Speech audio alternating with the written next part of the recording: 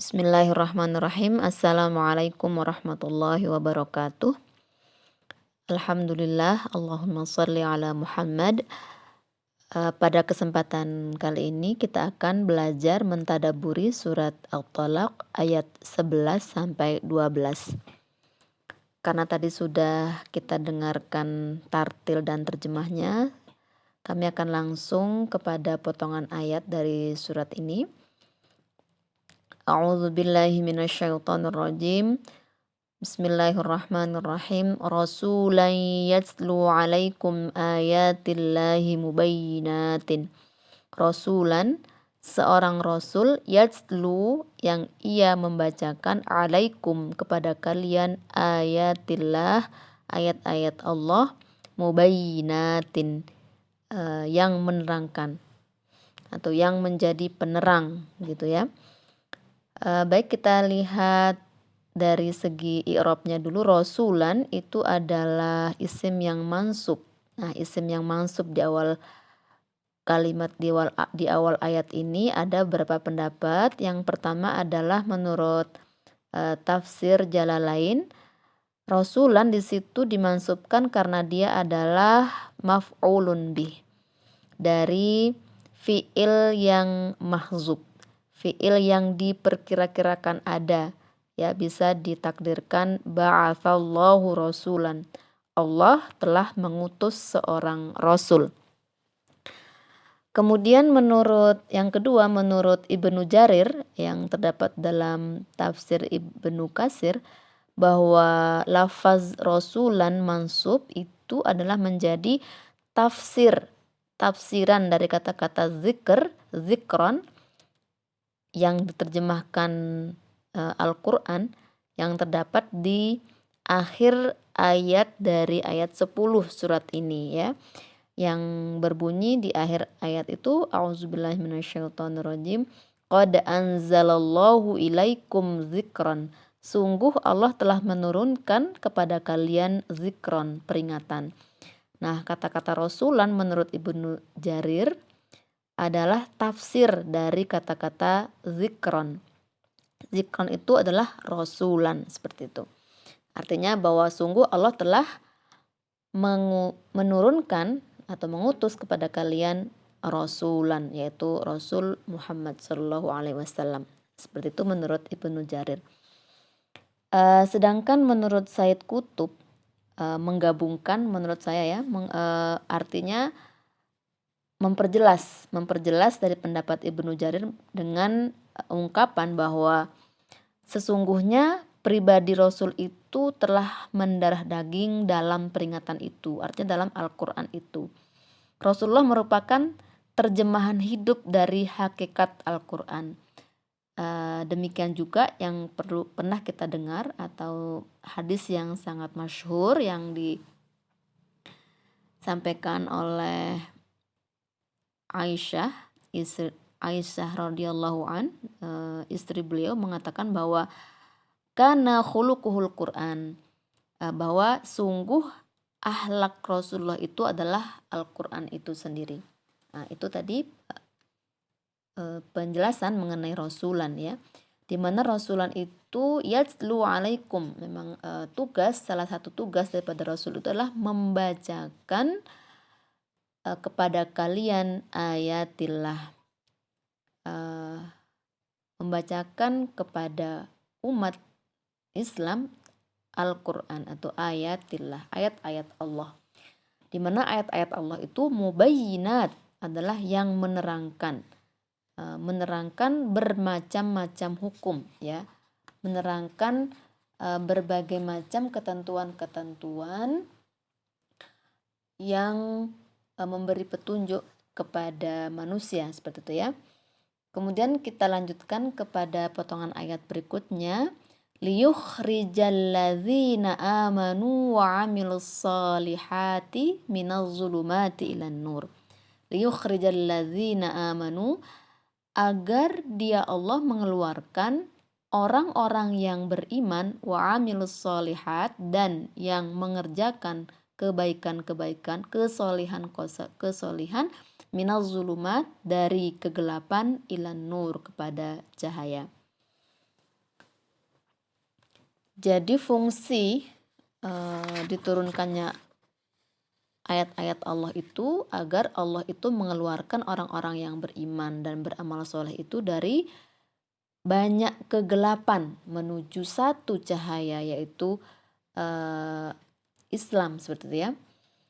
Ayat ini banyak kita ketahui ya, banyak kita temukan juga dalam ayat-ayat lain, dalam surat-surat lain. Contohnya surat Ibrahim ayat 1, bahwa di situ dikatakan auzubillahi minasyaitonirrajim, kitabun anzalnahu ilaika litukhrijan nasa minaz zulumati ilan nur.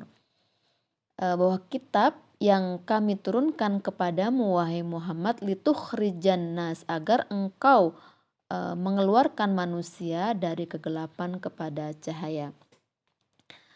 Artinya bahwa kegelapan yang dimaksud di situ adalah dari kegelapan kekafiran atau kebodohan menuju kepada cahaya iman dan ilmu.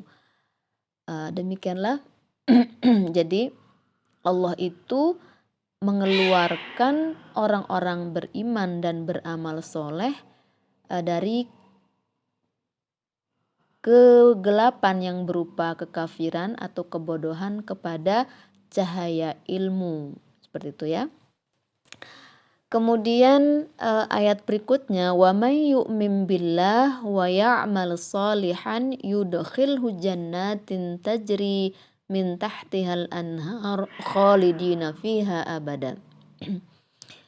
Wa may yu'min billah, dan barang siapa yang beriman kepada Allah, wa ya'mal shalihan, dan dia mengerjakan kesolihan, yudkhilhu, niscaya dia Allah akan memasukkannya, jannatin, kepada surga-surga, tajri, yang mengalir, min tahtiha, dari bawahnya, al-anhar, sungai-sungai, khalidina, mereka dalam keadaan kekal, fiha, di dalamnya, abadan, selama-lamanya.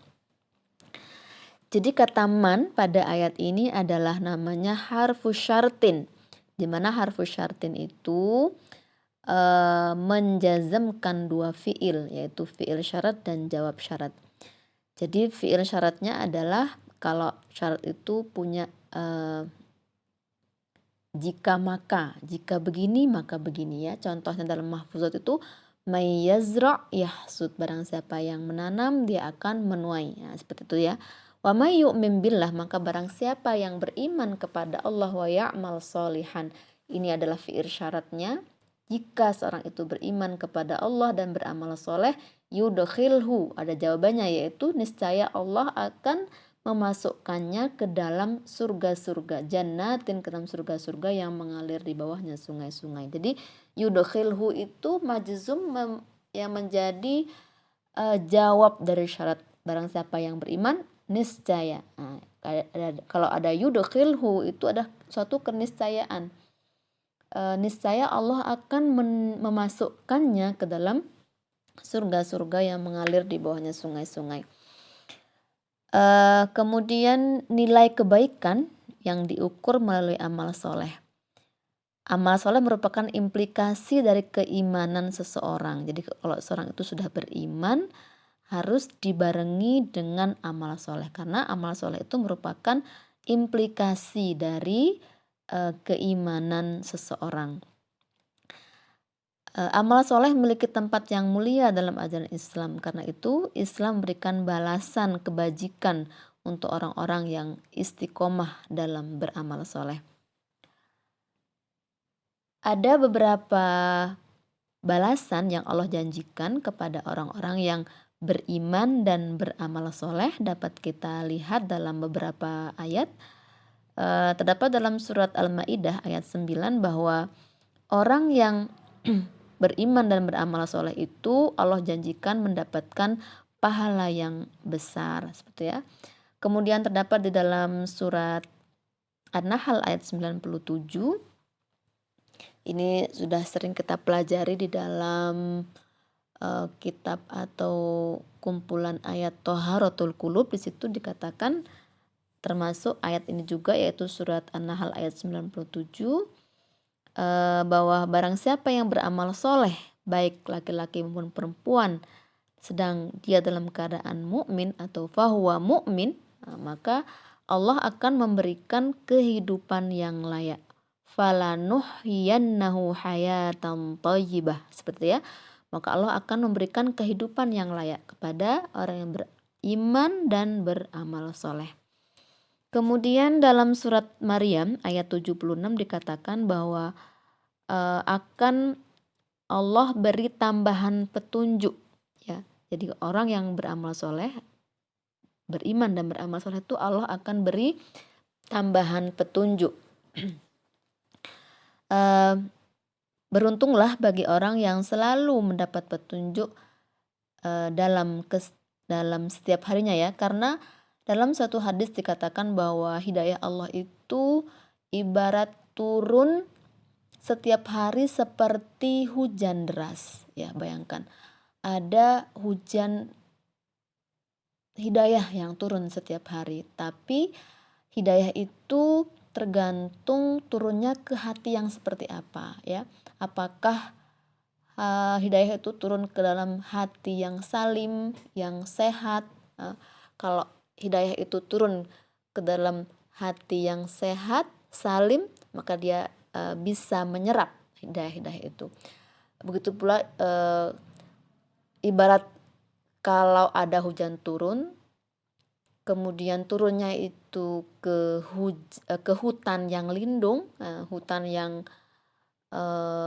rimbun, maka hutan itu, tanah itu bisa menyerap air yang sebanyak-banyaknya. Akan tetapi apabila hujan itu turun ke tanah yang tandus, ya, maka itu akan terjadi erosi. Begitu juga diibaratkan kalau hidayah itu turun ke hati yang marid, sakit, atau hati yang mayit misalnya, maka dia tidak bisa menangkap hidayah yang turun setiap hari seperti hujan deras itu. Kemudian berikutnya, balasan bagi orang yang beriman dan beramal soleh itu terdapat dalam surat Al-Ankabut ayat 7 bahwa Allah akan menghapuskan dosa-dosanya. Kemudian dalam surat Al-Isra ayat 10 Allah akan memuliakan hidup dari orang yang beramal dan beramal soleh itu. Kemudian berikutnya adalah orang itu akan dijauhkan dari kerugian, ya, seperti yang selalu kita baca dalam akhir setiap pertemuan kita, terdapat dalam surat Al-Asri, ya wal asri innal insana lafi khusrin illa, bahwa sungguhnya manusia itu berada dalam kerugian kecuali orang-orang yang beriman dan beramal soleh, dan mereka yang selalu menasehati dalam kebenaran dan kesabaran. Untuk itu hanya amal solehlah yang berasal dari keimanan kepada Allah, keyakinan akan keadilannya, dan hanya berharap akan rahmatnya yang akan membawa manfaat dalam kehidupan kita di dunia dan akhirat, ya.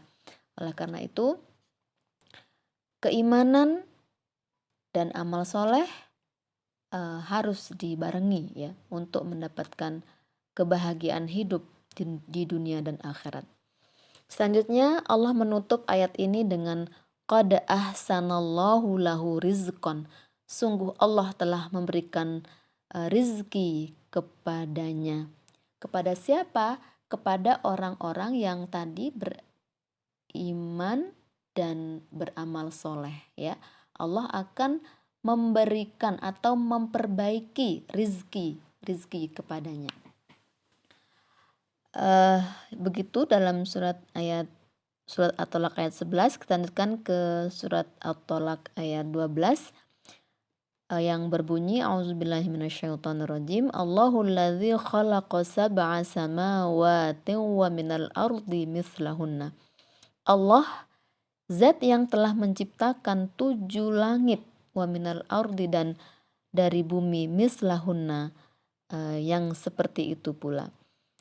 Ayat ini juga kita dapat melihatnya dalam surat Al-Mulk, ya, bahwa Allazi khalaqa sab'a samawatin tibaqa.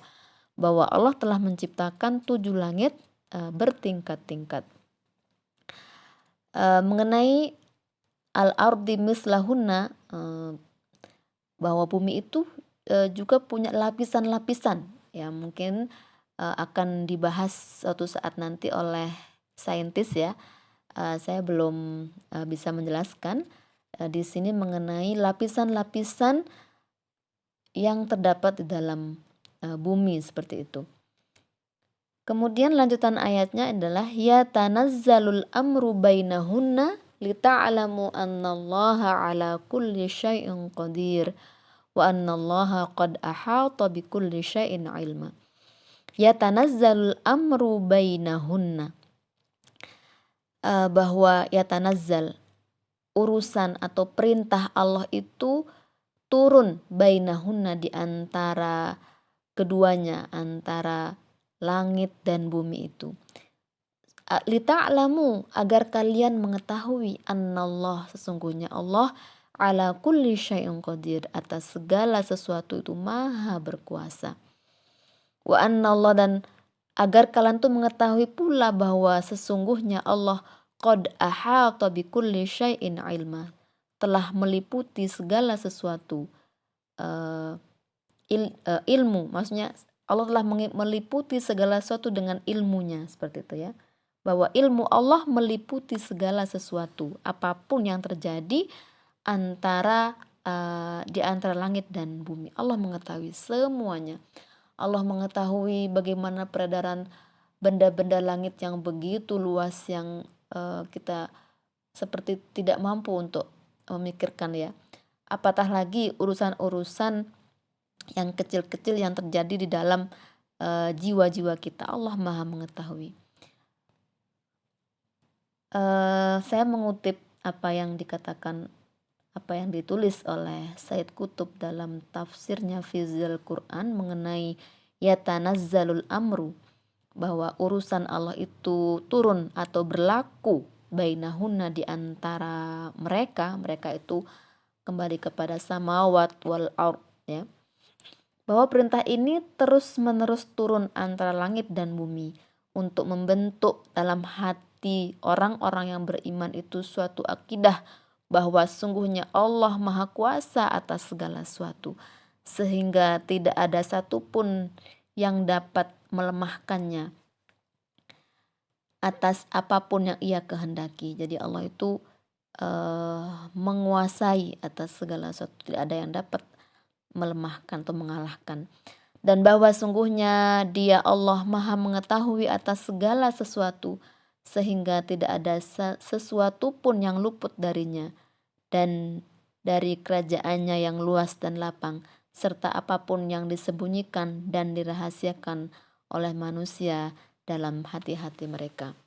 Mengenai Allah maha mengetahui ini kita sudah banyak mengetahui, sudah banyak kita baca dalam ayat-ayat Al-Quran yang lain, bahwa semua Allah tahu ya. Hatta dedaunan yang gugur pun Allah mengetahui ya. Demikianlah Allah itu maha mengetahui atas segala sesuatu.